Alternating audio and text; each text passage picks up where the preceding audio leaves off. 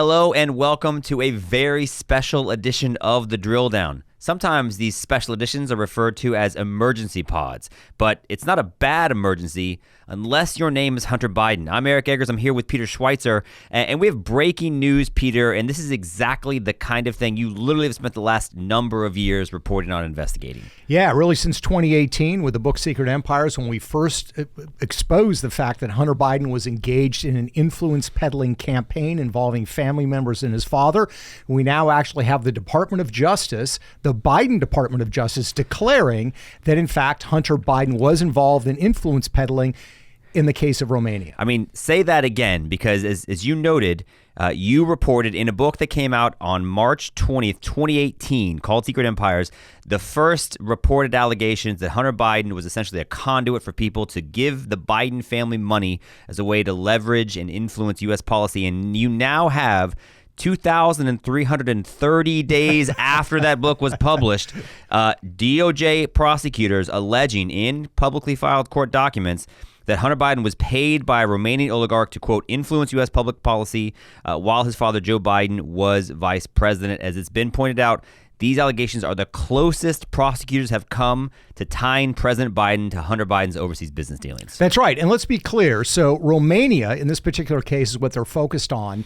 To me, that is probably the appetizer to what is going to be the main course. Because if you look at the pattern of Hunter Biden's behavior, it's very similar for what he did with Ukraine, China, and Russia. So they're starting with Romania. I think it's going to be the appetizer, and I expect we're going to see similar statements made regarding those other countries, and this leads to the Foreign Agents Registration Act, FARA. That's what I think they're getting ready to indict for, which is FARA violations, which is you are required by federal law, if you are paid money, or even if you are not paid money, but Hunter certainly was, to try to steer the course of government by meeting with government officials or trying to persuade government officials towards the course of action, and you do not register with the Department of Justice, you can go to jail. And there are dozens of Americans in recent years who have been charged and convicted on that very thing. It's worth pointing out that that's a legal technicality, but you know who's aware very much of the legal treachery you might face if you run afoul of not registering as a FARA agent?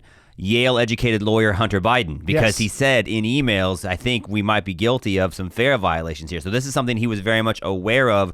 And I just want to point out, because you mentioned that this might be the appetizer, there might be more coming. Yeah. There are certainly parallels with what the allegations are with Hunter Biden in Romania here, with other detailed investigations and money laundering schemes the Bidens have involved in. As been reported, the filings from DOJ say that Romanian businessman Gabriel Popoviciu, he was convicted in his homeland of bribery in 2016. He hired Hunter Biden and associates to influence U.S. government agencies to investigate the Romanian criminal investigation, thereby causing the end to the investigation. What does that sound like to you, Peter Schweizer? Like somebody hiring Hunter Biden to get them to stop an investigation into, a potentially corrupt overseas businessman. Well, there's certainly evidence that he did that in the past with regards to Ukraine. It's actually a very similar scenario. In the case of Ukraine, of course, going back to 2014, the founder of Burisma, the energy company, puts Hunter Biden on the board, even though he has no expertise. 2 years before this guy gets hired in Romania. Exactly. Pays him $1 million a year. And the reason is that Ukrainian oligarch in this particular case is being charged with various issues involving money laundering and corruption, et cetera. So it is a replay, in a sense, of what happened in Ukraine. And it shows that you can actually apparently replicate this kind of model. The question becomes, I think, among other things, why are so many of Hunter Biden's business associates convicted or accused of bribery? And then why do the people that are accused of bribery then go out and hire Hunter Biden? Three big points to make with you, Peter Schweizer, and I want to get more about this appetizer, metaphor that you seem really invested in. I'm hungry. I'm hungry right now. That's why. Number one, we mentioned that it's been 2,330 days since Secret Empires came out, and now we have allegations officially from the Department of Justice that Hunter Biden may have taken money to influence U.S. policy. Contrast that with 19 days. It's been 19 days since Joe Biden is no longer on the top of the presidential ticket. That's fewer days, by the way, than it takes his replacement Kamala Harris to take an actual question from a reporter. True. But in that time, in the 19 days, they now have suddenly been able to file these court documents alleging the influence peddling on Hunter Biden. Your takeaway? Yeah, no, I think it shows that the protection that was around Joe Biden as the candidate has evaporated. It also shows that at least some people at the Department of Justice are still apparently trying to do their job when they're no longer constrained by the political issues. And I think it bodes for serious legal trouble for Hunter Biden. I think it also bodes for Joe Biden again being dishonest when he said months ago that he would never pardon Hunter. I imagine what we are going to see before Joe Biden leaves the office, the White House, that he is going to pardon Hunter Biden of these charges, which is a travesty because this goes to the heart of what we want as a representative government, which is we don't want foreign interference. We don't want this kind of corrupt act. And if you are going to do something on behalf of a foreign national, you're required by law to register. Hunter Biden didn't. So finally, it appears the rules that apply to everybody else are starting to apply to Hunter Biden. If you're listening closely, you heard Peter Schweizer predict that Joe Biden will go against his vow and he will, in fact, pardon Hunter Biden. Now, Peter Schweizer also predicted some time ago that Joe Biden would stop his campaign for presidential re-election. So he's been proven correct once more. And then lastly, I think another prediction, it sounds like, you think that there may be more charges coming specifically as it relates to China and Ukraine. I think so, because if you're going to charge him, which is I think where this is heading from DOJ, why else issue this legal briefing? Why else issue this finding?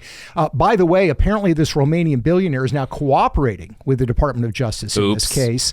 But the point is if you're going to do it for Romania, which involved, I think, between $500,000 and $800,000 is what Hunter Biden got from the Romanians, you certainly have to apply the same logic to China, where it's about $30 million, Ukraine, where it's about $6 million, and Russia, that was, I think, $3.5 million transferred to one of Hunter Biden's businesses. So those are much larger cases. Those involve adversarial countries or a country like Ukraine that we're very tied to with the war going on.